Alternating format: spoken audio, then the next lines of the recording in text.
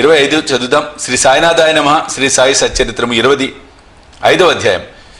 దామోదర్ సావల్రామ్ రసానే జట్టి వ్యాపారములు ఆమ్ర లీల ప్రార్థన. ఆమ్రం అదే మామిడి పండు. ఈ కథలు కూడా నిజంగా అద్భుతంగా అనిపిస్తాయి. భగవదవతారమును పరబ్రహ్మ స్వరూపుడకు మహాయోగేశ్వరుడు కరుణాసాగరుడు శ్రీ సాయినాథుడు సాష్టాంగ నమస్కారములు నర్చి ఈ అధ్యాయమును ప్రారంభించేదము. యోగి చూడమని యోగు శ్రీ సాయినాథ మహారాజునకు జయము కలుగుగాక. సమస్త శుభములకు నిలయము మన ఆత్మారాముడు భక్తుల పాలిటి ఆశ్రయదాతగు సాయికి జయము కలుగుగాక. జీవిత ఆశయమును పరమావధిని గాంచిన బాబాకు ప్రణామములు. సాయిబాబా ఎల్లప్పుడూ కరుణాపూర్ణులు. మనకు కావలసినది వారి యందు మనఃపూర్వకమైన భక్తి. భక్తులకు స్థిరమైన నమ్మకము పూర్ణభక్తి ఉన్నప్పుడు వారి కోరికలన్నీ శీఘ్రముగా నెరవేరును. హేమాడ్ పంత్ మనసునందు బాబా జీవిత లీలలను వ్రాయి కోరిక జనించగానే బాబా వెంటనే అతని చే వ్రాయించాను. సంగ్రహంగా సంగతులు వ్రాసుకోమని బాబా ఆజ్ఞ ఇచ్చిన వెంటనే హేమాడ్ పంత్ ప్రేరణ కలిగి గ్రంథ రచనకు కావలసిన బుద్ధి శక్తి ధైర్యము కలిగి దానిని ముగించారు. దానిని రాయు యోగ్యత అతడికి మొదట లేకుండెను. కానీ బాబా దయాపూరితముగా ఆశీర్వచనములచే దానిని అతడు పూర్తి చేయగలిగాను. ఈ విధంగా సచ్చరిత్ర సిద్ధమైనది. అది ఒక చంద్రకాంతమణి వంటిది. దాని నుండి సాయి లీలలను అమృతము స్రవించును. దానిని చదువరులు మనసారా తాగవచ్చును. భక్తులకు సాయి యందు పరిపూర్ణమైన హృదయపూర్వక భక్తి కలిగినప్పుడు దుఃఖముల నుండి అపాయముల నుండి బాబా కాపాడి రక్షించుచుండెను. వాని యోగక్షేమములు బాబా చూచుచుండెను. అహ్మద్నగర్ నివాసియగు దామోదర్ సావల్రామ్ రాసానే కాసర్ ఉరఫ్ దాము అన్న కథ పైన పేర్కొన్న వాక్యమునకు ఉదాహరణ. దాము అన్న 6వ అధ్యాయంలో శ్రీరామనవమి ఉత్సవం సందర్భంగా ఇతని గురించి చెప్పితిమి. చదువరులు దాన్ని జ్ఞప్తియందు ఉంచుకొని ఉందురు. అతడు 1897 సంవత్సరమున శ్రీరామనవమి నాడు ఉరుసు ఉత్సవం ప్రారంభించినప్పుడు సిరిడిపోయాను. అప్పటి నుండి ఇప్పటి వరకు అలంకరించిన పతాకం ఒకటి కానుకగా ఇచ్చుచున్నాడు. అదియునుగాక ఉత్సవమునకు వచ్చి బేదలకు అన్నదానం చేయుచున్నాడు. అతని జట్టి వ్యాపారములు బొంబాయి స్నేహితుడు ఒకడు దాము అన్నకు ప్రతివలో జట్టి వ్యాపారం చేసి భాగస్వామిగా 2 లక్షల రూపాయల లాభం సంపాదించవచ్చని వ్రాశాను. వ్యాపారం లాభదాయకరమనేదని ఎంత మాత్రమో ప్రమాదం కాదని కనుక అవకాశం పోగొట్టుకునవలేదని అతడు వ్రాశాను. దాము అన్న ఆ బేరం చేయుటయా మానుటయా అను ఆందోళన పడెను. జట్టి వ్యాపారం చేయుటకు వెంటనే నిశ్చయించుకోలేకుండెను. దాని గురించి బాగుగా ఆలోచించి తాను బాబా భక్తుల గురించే శ్యామ ఒక జాబు సవివరముగా రాసి బాబాని అడిగి వారి సలహాను తెలుసుకున్నామన్ను. ఆ మరుసటి దినము ఆ ఉత్తరమును శ్యామకు ముట్టెను. శ్యామ దాన్ని తీసుకుని మసీదుకు పోయాను. బాబా ముందర పెట్టాను.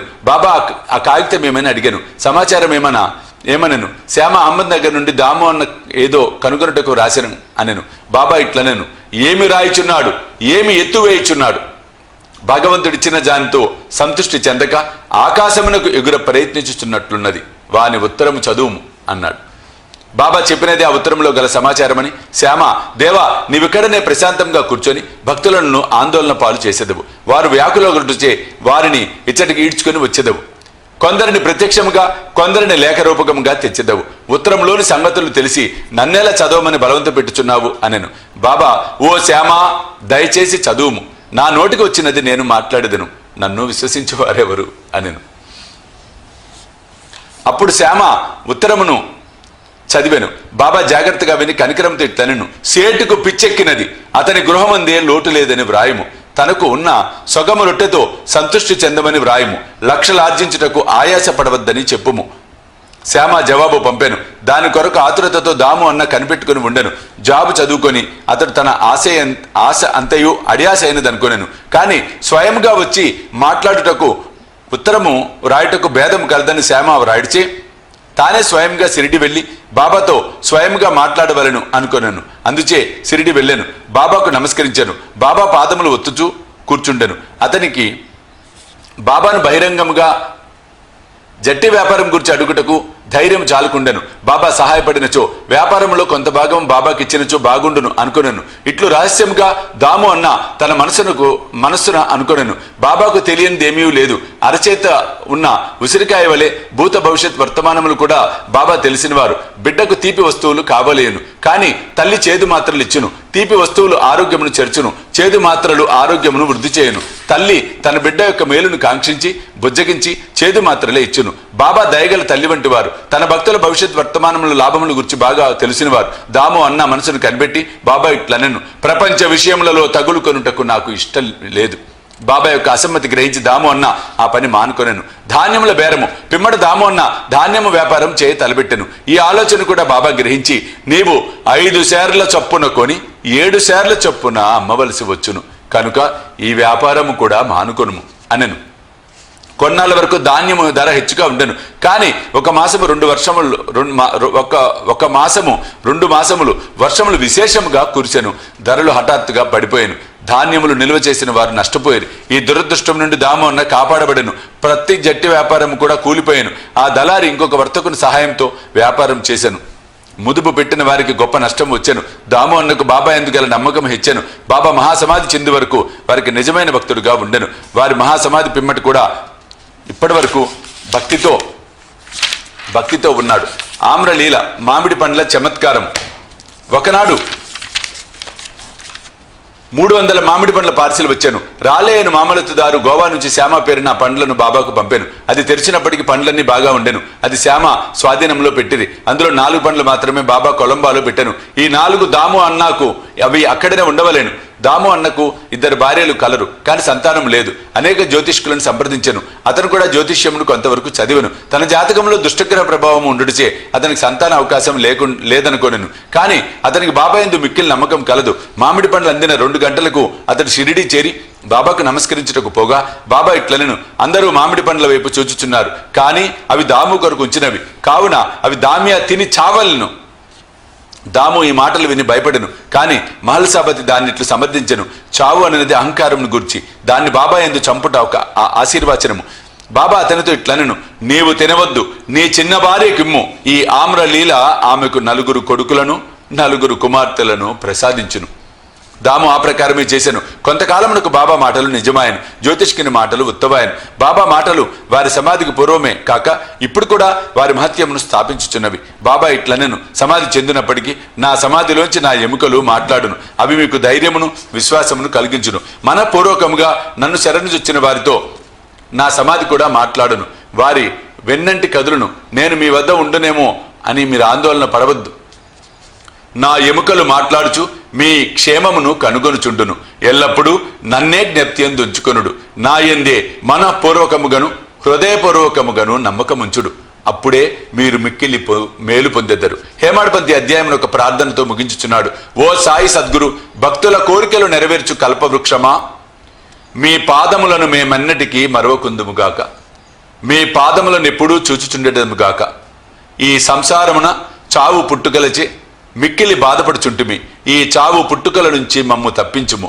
మా ఇంద్రియములు విషయములపై పోనివ్వకుండా అడ్డుకొనుము. ఇంద్రియములు మనస్సు బయటకు పోవు నైజమున ఆపనంత వరకు ఆత్మ సాక్షాత్కారమునకు అవకాశము లేదు. అంత్యకాలమున కొడుకు గాని భార్య గాని స్నేహితుడు గాని ఉపయోగపడరు. నీవే మాకు ఆనందమును మోక్షమును కలుగజేయువాడవు. వివాదములందు దుర్మార్గపు పనులందు మాకు గల ఆసక్తిని పూర్తిగా నశింపచేయము. నీ నామస్మరణము చేయుటకు జిహ్వ ఉత్సహించుగాక. మా ఆలోచనలను అవి మంచివే అగ్గుగాక, చెడ్డవే అగ్గుగాక తరిమివేయము.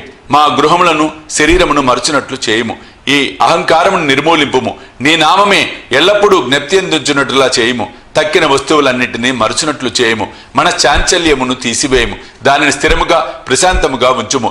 నీవు మమ్ములను గట్టిగా పట్టి ఉంచినచో ఈ అజ్ఞానాంధకారం నిష్క్రమించును. నీ వెలుతురునందు మేము సంతోషముగా ఉండెదము. మమ్ములను నిద్ర నుండి లేపుము. నీ లీలామృతమును త్రాగు భాగ్యము నీ కటాక్షము చేతను గత జన్మలో మేము చేసిన పుణ్యము వలనను కలిగినది. దామోన్న ఇచ్చిన వాంగ్మూలం ఈ సందర్భంగా గమనించదగినది.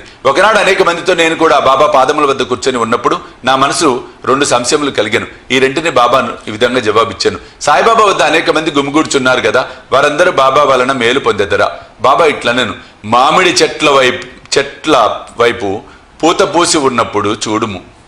పువ్వులన్నీ పండ్లైనచో ఎంత మంచి పంటగును. కానీ అట్లు జరుగునా? పువ్వుగానే చాలా మటుకు రాలిపోవును. గాలికి కొన్ని పిందెలు రాలిపోవును, కొన్ని మాత్రమే మిగులును. ఇది నా గురించి అడిగినది. బాబా భౌతిక శరీరం విడిచిన పిమ్మట నా జీవితం అనే ఓడను ఎట్లు నడపగలను? అది ఎటో కొట్టుకొని పోవును. అయినా అచో నా గతేమి? దీనికి బాబా జవాబిచ్చెను, ఎక్కడికైనను ఎప్పుడైనను నా గురించి చింతించినచో నేను అక్కడే ఉండేదను. 1918కు ముందు వారి వాగ్దానం ప్రకారం వారు నెరవేర్చుచుండిరి. 18 తర్వాత కూడా నెరవేర్చుచున్నారు. ఇప్పటికీ నాతోనే ఉన్నారు. ఇప్పటికీ నాకు దారి చూపుచున్నారు. ఇది 1910-11 కాలంలో జరిగాను. నా సోదరులు వేరుపడిరి. నా సోదరి కాలధర్మం పొందెను. దొంగతనం జరిగాను. పోలీసు విచారణ జరిగాను. ఇవన్నీ నన్ను కల్లోలపరిచినవి. నా సోదరి చనిపోగా నా మనసు వికలమయ్యాను. నేను జీవితమును సుఖమును లక్ష్య పెట్టలేదు. నేను బాబా వద్దకు పోగా వారు ఉపదేశంతో శాంతింపచేసి అప్పా కొలకర్ని ఇంట్లో బొబ్బట్లతో విందు గావించిరి. నా నుదుట చందనం పూసిరి. నా ఇంట్లో దొంగతనం జరిగినది. నాకు 30 సంవత్సరముల నుండి ఒక స్నేహితుడు ఉండెను. అతడు నా భార్య యొక్క నగల పెట్టె బాబా ఫోటో ముందు ఏడ్చి తిని ఆ మరుసటి దినమే ఆ మనిషి నా నగల పెట్టెను తిరిగి ఇచ్చి క్షమార్పణ కోరెను. 25వ అధ్యాయం సంపూర్ణము. సద్గురు శ్రీ సాయినాథార్పణమస్తు. శుభం భవతు.